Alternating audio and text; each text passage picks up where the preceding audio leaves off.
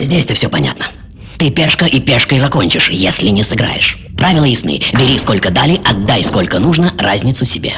Вопрос в том, у кого какая разница. А ты всерьез намерен выиграть? А почему нет?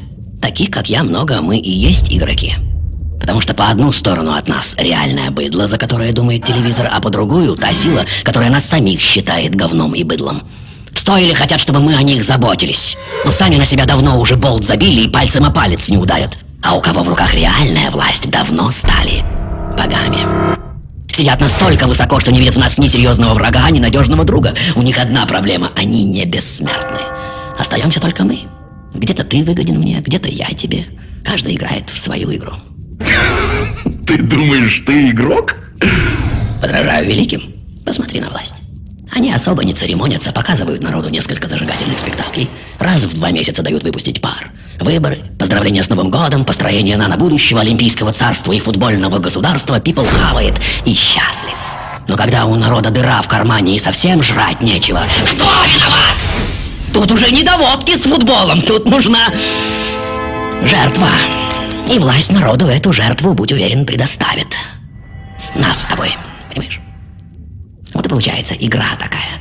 С одной стороны народ, которому насрать на себя, а с другой власть, которой насрать на народ. А посередине мы с тобой, которые вроде как что-то должны, но кому и что? Непонятно. Святая простота. Ты наивнее, чем кажешься. Ты правильно говоришь. Мы с тобой намазаны как масло между тонким слоем икорки и заплесневелым батоном хлеба. Ты мне одну сказочку напомнил. Жил-был волк, зубами щелк. А рядом жил лис, весь при делах и в шоколаде. И вроде росли вместе, и в класс в один ходили. А теперь классы разные. У лиса не жизнь, а сказка. Подходит как-то волк к лису и говорит: научи, чё как. Замаяло меня, хочу жизни по-взрослому, хочу жить, как ты. Ну что делать, расскажи. А лис ему отвечает: не ссы, пристрою куда надо, работа не пыльная, сиди себе в кресле и потихоньку рыбку таскай. По правилам.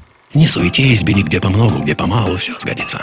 И вот сидит волк, глазами по сторонам зыркает, и вроде все так делают. И у него получается. И большую рыбку вытащит, и поменьше. Но как-то раз лис за долей приходит, а волк ему и говорит: извини, кум, что-то у меня рыба от хвоста не отлипает. А лис взял и отлепил. Хвост отрубил без наркоза и отлепил. Хорошо еще нахуй рыбка не клюнула. О, как бывает, если играешь по чужим правилам.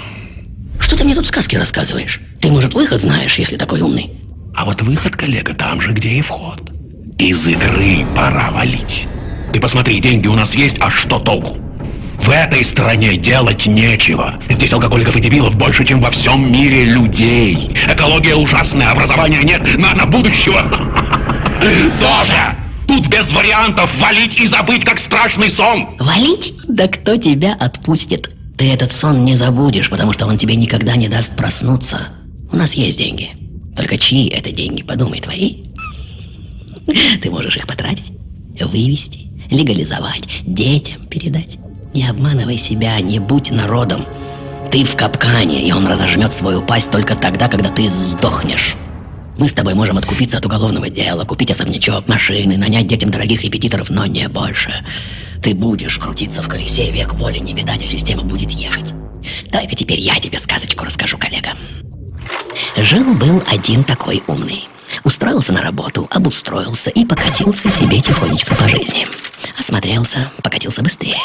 Выделили бюджет, он его грамотно распределил, получил по правилам. Обратно, ну и ты сам понимаешь. Зачем строить забор за 1 000 000, если можно гораздо дороже? Так он и крутился. По бумажкам все гладко выходило, где-то не вписывался, а где-то как по маслу. Раз поделился, от суда ушел, 2 поделился, от проверки ушел, так и пошло. Где попадался, делился и уходил. И однажды решил: хватит, я себе и детям заработал. Рисковать не хочу, все меняется, выхожу из игры. По-тихому, надо деньги вывести и валить. Я от бабушки ушел, я от дедушки ушел, от гаишника, от прокурора, от налоговой ушел. А от тебя, лис, и подавно уйду.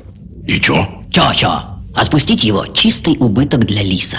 Вот он и остался. Лис прытких не любит, а тех, кто хочет выйти, с ними не церемонится. Футболят из налоговой в прокуратуру, из комитета в суд, выпотрошат и закроют. Доигрался, колобок. А ты чего молчишь? Алло, ты здесь вообще? Оставь его, он, кажется, Спит. А что мне выступать? Вы вроде все по делу говорили. Я и не лез. Так вы чего хотите? Выиграть? Или не проиграть? Не проиграть. Да неважно. Как можно выиграть или не проиграть в игре, правила которые постоянно меняются и меняются не вами? Я вам тоже одну историю напомню. Выросла репка, большая-пребольшая. Начали ее дергать во все стороны. Вытащить не могут. Репка трещит, но не вылезает. И тут один умник говорит: а давайте-ка вместе ее схватим и потянем в одну сторону. Схватились, тянут, потянут. Вытащили репку. Сияет, как солнце, красивая, гладкая. Пока сидела репка, не доставалось никому. А как вытащили, всем хватило. Есть лишь один путь — договориться между собой и установить свои правила. Вот тогда и начнется наша